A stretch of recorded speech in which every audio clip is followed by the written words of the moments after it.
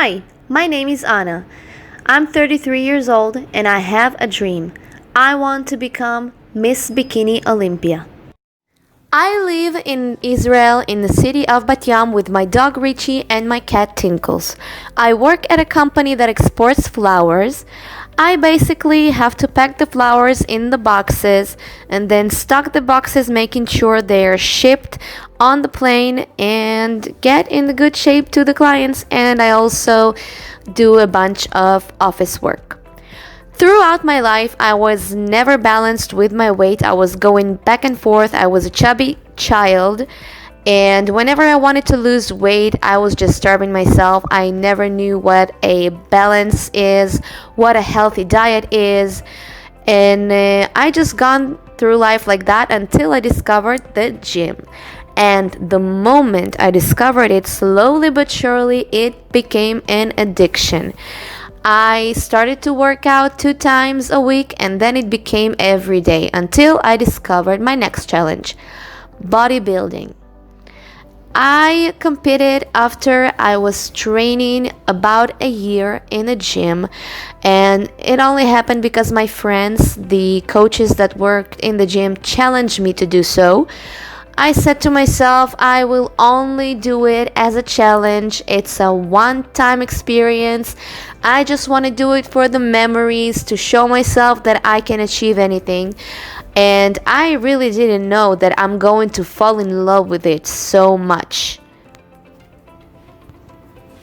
Hi, everybody. So, I know it was a short intro, but I promise you we'll get to know each other better because I do plan on doing a whole series, which I don't know how to call yet. I hope I will come up with the name by the time I post it. But in this episode, I just want to tell you practically what I want to achieve with this series and why is it supposed to be interesting to someone. And I will expose the biggest challenge that I have right now on the way to this dream of becoming Miss Bikini Olympia. I have a lot of other challenges, but this one is like the main challenge. But first, let me tell you what I'm doing here and why you should watch it.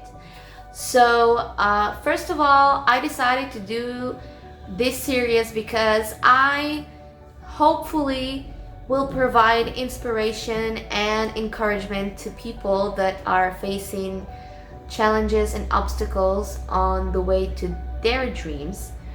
Because you see, I get asked many times, like, how am I always so positive, and people always think that my life is perfect and I have everything and I don't have troubles. In reality, my life is a poop, really. I will tell you everything. I intend to expose everything about myself in this series. So really, like all the stuff that I was once ashamed of, I will tell you. But so that's why I decided to share this, because you see, no matter what kind of shit, I hope I can say that on YouTube, you have to deal with, there are always things that you can do to get closer to the point where you want to be. So this is like the main reason I am doing this series. I want to show people that even when you think there is nothing you can do, there's always something you can do.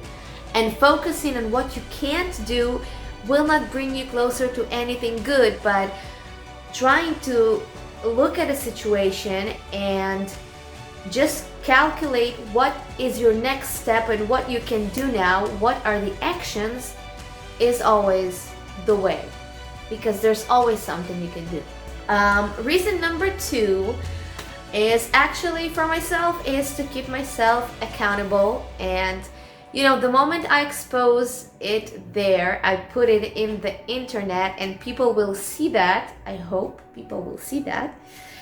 I will be obligated to, to act upon my, expectations for myself. And another reason is that hopefully, if and when I will get to this place that I want to get to, I will be exposed and people will be interested in my progress and in my journey and how I got there. I know that I'm very interested in stories like that. I watch all the time, like all the athletes of the Olympia, the bikini athletes that I like. I love seeing their YouTube channels and podcasts and hearing about what they had to do in order to get where they are today. So hopefully when I will be at that point of my life, it'll be much easier for people to see what I've gone through. I mean, you will basically see everything that I'm going through at the moment I am going through this thing. It's not the same like saying, oh yeah, when I was on my way to Olympia, I had to challenge, I had to deal with financial problems. Like you will see and experience with me well, what I do every day to deal with these challenges. I think it'll be much easier for everyone to understand what it really means. So that is about my series and why I do it. So today I really want to focus on why is it a journey and why am I years away from the Olympia stage, and what is this financial obstacle that I have. So I will tell you a little bit about my life. I was born in Ukraine in a small town that called Alexandria. Not even all the Ukrainians know about it. Seriously. Sometimes people from Ukraine ask me where you're from and I tell them and they'll look at me like with this weird look in their eyes and say, isn't it in Egypt? So yeah, there's Alexandria in Ukraine, and it's not as exciting as the one in Egypt, I think. It's a small town, like we had shitty roads, we didn't have much light at night, and it wasn't like established region of Ukraine. We weren't rich.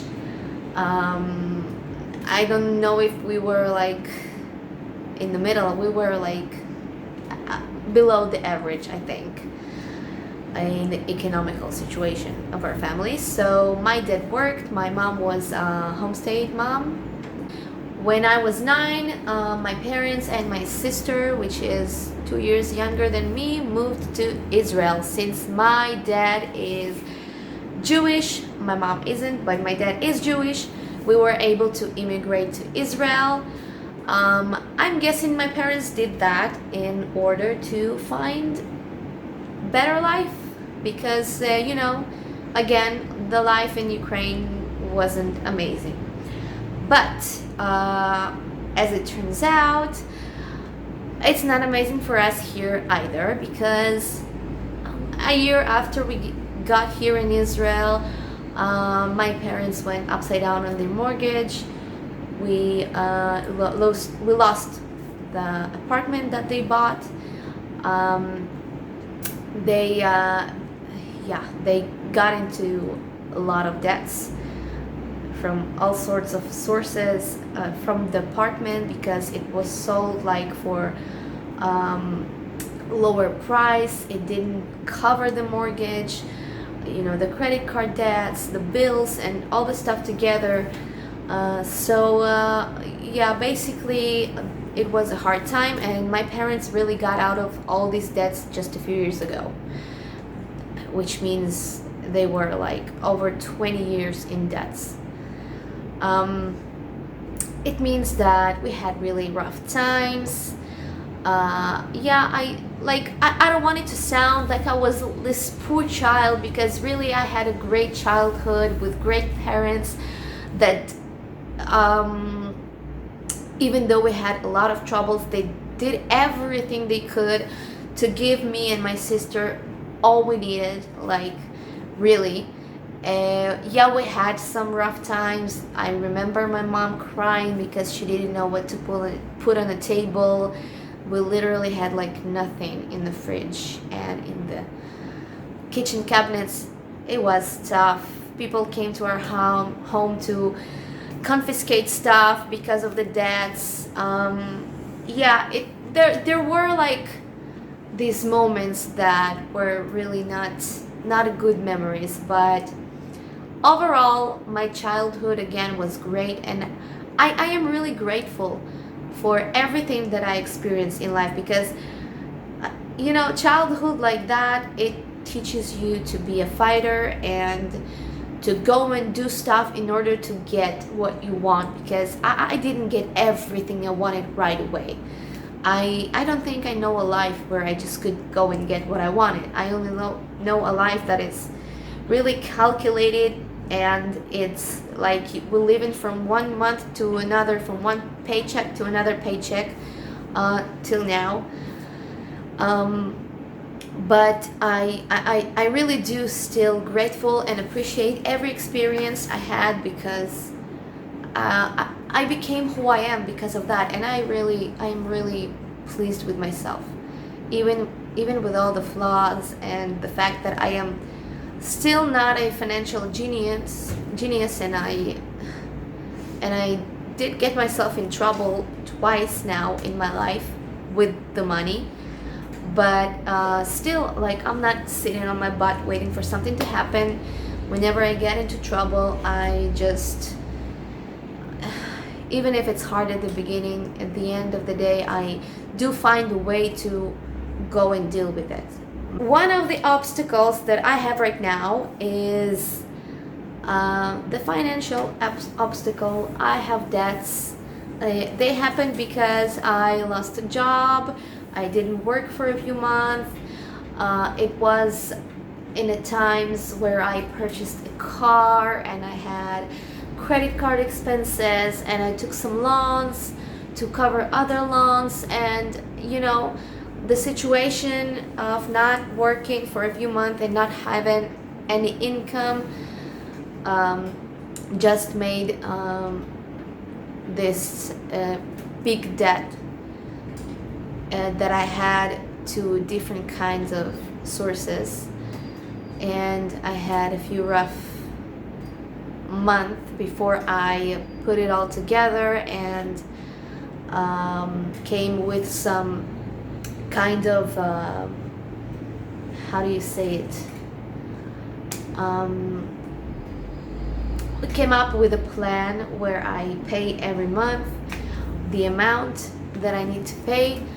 And right now I'm going through something new because my debts are really big and I want to finish them at some point. If I was going to pay monthly the way that I was supposed before, I would probably never finish with that debt. So I gone ahead and what I did is basically called bankruptcy process, which means that now I still have to pay an amount every month, but after time I will have like a hearing, and in this hearing it will be decided about the rest of my debts.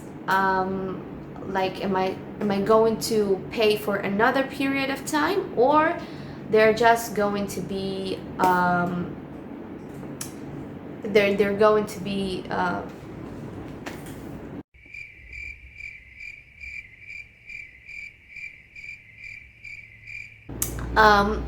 never mind. Well, after this period of time that I'm paying this amount that they told me, I'm gonna have a hearing, and in this hearing it will be decided if the rest of my debt is going to be like canceled, demolished, or I'm going to pay for another period of time. Like, something will be decided, but in the end game I will not have to pay like all the debt that I have, and I'm not going to be stuck with it for the rest of my life, but it will be over at some point. But what it means is that I am restricted from doing certain things. For example, I can't go out of Israel. I am restricted. I have to show every 2 months. I have to expose my income, my expenses, show the receipts and the bills and everything. I am not allowed to, to go crazy with the money and buy stuff that are not necessities. I am not allowed to put money aside, because if I have an extra money, it's not mine. It supposedly belongs to the debt. So, like, there is no way that in the next year, at least, or maybe 2, I can even go anywhere. So this is like challenge number 1, my first obstacle of even competing. And of course, because I can only spend money on necessities, such as rent, utilities, food, clothing, and stuff like that, I am not allowed to go and take a coach, which is an expensive thing. And I'm not allowed to, I'm not sure about even a gym membership. It's not a necessity, so I don't think I can purchase one. And so that's about it. I can't buy the suit that I want.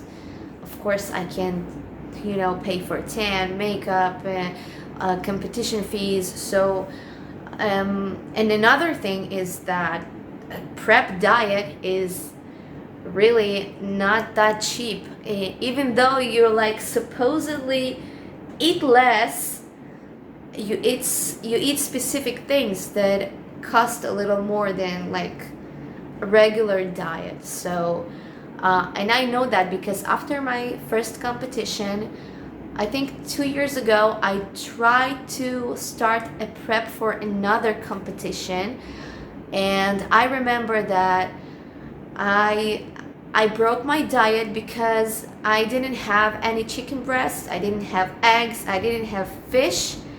I didn't know what to make myself with a source of protein. So I had no choice but to cheat on my diet. And even though a few days later I got my paycheck, I bought some food, I got back on track, a few weeks later it happened again. So I realized that there is no way I can go through prep like that, because I am not sure that throughout all the prep I can have the right food, because I didn't have enough money to buy the right food. So yeah, it is expensive, and this is like the biggest obstacle that I have right now.